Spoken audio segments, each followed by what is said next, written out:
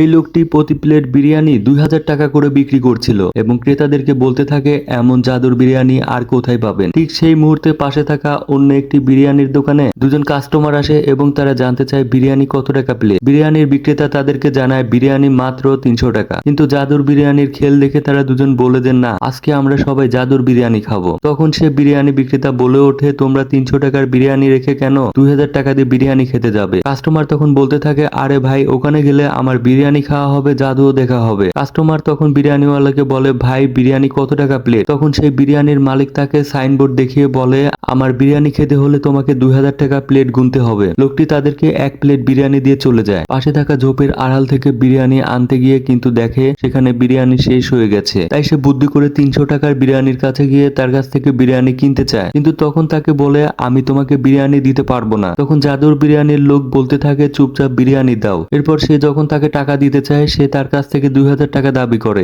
জাদুর বিরিয়ানির মালিক তখন তাকে 5000 টাকা দিয়ে চুপ করতে থাকে, বলে তার কাছ থেকে বিরিয়ানি নিয়ে এসে তাদেরকে ফাঁকিবাজি ম্যাজিক করে বিরিয়ানি খেতে দেয়। কিন্তু 300 টাকার বিরিয়ানির মালিক তাদেরকে সব ঘটনা খুলে বলে দেয়। সবার কাছে জাদুর বিরিয়ানি ধরা পড়ে যায়।